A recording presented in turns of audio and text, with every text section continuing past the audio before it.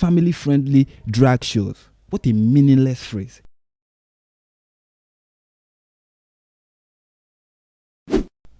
Now, one thing our current society has lost completely is what I call the gift of shame. You see, shame is seen as a bad thing these days, and to shame someone is somehow a vice. But I think we've forgotten. I think most of us have forgotten that beyond laws and government policies, shame has always been an effective tool for maintaining order and enforcing morality. Without shame, many moral codes can't be enforced effectively. Think about it. Why do I comb my hair? Why do I brush my teeth and try to look presentable in public? Because if I don't, I will look disheveled, my breath will stink, and I will be deeply ashamed of myself. But these days, we are trying to normalize everything. You can't body shame, you can't fat shame, you can't slut shame. How dare you? Instantly, you are labeled with a phobia. I mean, you are not the one disgracing yourself and your ancestors by twerking without wearing clothes in front of the camera, or having sex with anything that has breath, or putting on enough weight to crash a plane. But if you notice all this and you have the effrontery to say something about it, that's shameless and horrible. You are the shameless and horrible person, right? The whole thing is just upside down. I heard that shame is now a system of oppression created by white men to oppress shameless wannabe women, an imaginary marginalized group who are simply suffering from their terrible life choices. But how dare you say such a thing, right? Shamelessness is now the new normal. And the new word the West have created for this concept of shamelessness is pride. You guys gave it a new name. You call it pride. And now you have a full month dedicated to celebrating this so-called pride.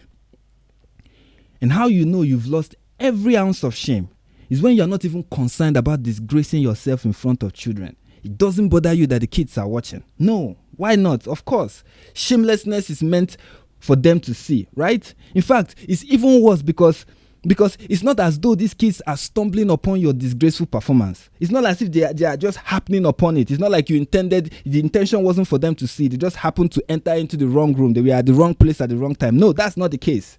You are inviting them, exposing your shame to infants, and even teaching them how to participate in your public humiliation. That is what is happening. That is what happens in a society where dignity has no meaning. And I suppose you already know what I'm talking about. I'm pretty sure you already do. But if you still live under a rock, then take a look.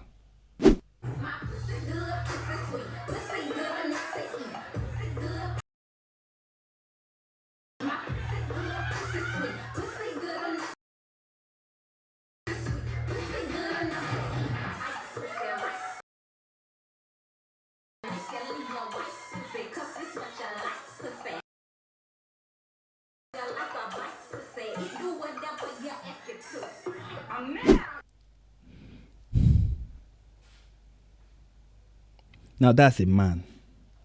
That right there is a man dressed as a woman, pulling up his skirt and dancing to a song that the lyrics could have only emerged from the deadliest portion of hell. But the worst part is a child is in attendance, brought to witness this satanic performance by someone who claimed to be a parent. But maybe you are watching this and you think this is just an isolated incident. In your corner of the world, you don't see these kind of things happen. Right? It's not happening in your corner of the world. You still live in a relatively morally sane place like Nigeria, I guess. What I'm saying, would you ever want to move to America? They said no, never. So perhaps you think this is just an accident. Maybe the parent of that child didn't get the memo. Maybe she thought it was a prayer meeting. She was just in the wrong place, not knowing that, this was going to go this crazy. This was going to go this insane. And then she was there and she was like, I'm already here. Why should I leave? I'm already here with my child. This is happening. Why should I leave? Right? Maybe that's the case. Who knows? Maybe. But if you are that naive, then I hope this next video will bring you up to speed with Western reality. Take a look.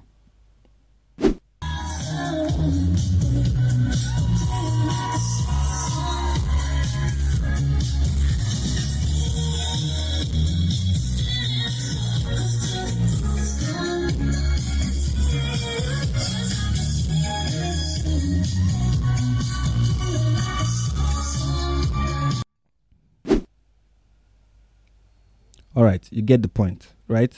I mean, this is happening on an open stage, glaring for the whole world to see. And this is what happens in pride parades. It is practically a parade of the completely shameless. If you're not familiar with pride parades, remember the scene in Game of Thrones where Cersei had to walk naked from her holding cell to the palace, and everyone in the city were hauling rotten fruits and stuff on her as she did.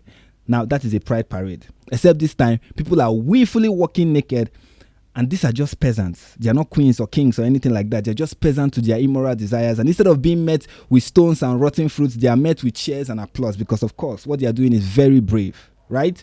This year, every celebrity has tried to show how prideful and shameless they can be. Remember Christina Aguilera performing on stage dressed as a hawk with a fake penis attached to her loins. Like, at one point in her performance, she began to stroke this fake penis while her co-star knelt in front of it. And this is a practical enactment of the last scene of a video on Pornhub, and this was done in a concert that had children of all ages in attendance. And then there are the family-friendly drag shows with men wearing ridiculous makeup and performing sexual dances in front of children. One of these drag queens even had an appearance in church. Family-friendly drag shows. What a meaningless phrase. Very meaningless. The next thing on the list will be family-friendly porn sites or family-friendly strip clubs. Just attach family-friendly to anything and just bring your kids along, right? See, Americans, listen to me. You guys are not the only ones with people who have no shame. In Nigeria, we have Bobrisky and many anonymous cross-dressers. I mean, recently, one of our celebrities pulled this disgraceful stunt at someone's funeral. But here is where we differ. We unanimously disapprove of these actions. Those who do this here have a negative stain on their name. They've decided to sacrifice their reputation for whatever cheap trick they are trying to pull. And they know it. They know that most Nigerians have zero respect for them, and most Nigerians will never have respect for them in this country. And that is how you discourage evil in society. Now, I'm not saying my society is perfect. We have our own list of moral issues, but we see them as problematic. And nobody is participating in anything immoral. Nobody that is participating in anything immoral is doing so in front of children in Nigeria. But I guess the West is so tolerant, so damn tolerant. See, if you are sane in America, if you know this nonsense is wrong, you owe it to your community to fight against this wave of indecency. You need to be vocal about it. You can't continue to keep quiet and try to be tolerant. What are you tolerating? They will say, let's get along. No, you can't get along. How will you get along with that? What are you getting along with? Tell those who do this nonsense that you and them can't stay in the same community. Someone has to leave, and that person is not you. And I know some of them will say, we are not hurting anybody. But no, they are. They are. Think about it. Would you allow someone to masturbate or have sex in public? I mean, they are not hurting anybody, right? But if you won't allow somebody to have public sex, or have sex in public or masturbate in public, then why will you allow pride parades and drag shows and all this nonsense? Why will you allow it to happen? And let them call you a bigot. I know they are going to call you all kinds of names. Wear those names like a badge of honor. It is better to be called a bigot than to accommodate child abusers and indecent individuals. Now, I'm not calling for violence on these people, but by every non-violent means possible, do something to make this nonsense stop. And you have to be willing to speak out, to say something. You are saving your community, and somehow you are also saving mine. Because there's always some idiot out there actively wishing Nigeria could achieve this level of shamelessness. I mean, there was a time our music videos didn't have this level of promiscuity and profanity. But now, that is every other music and every other music video. And we all know where they are copying all this from.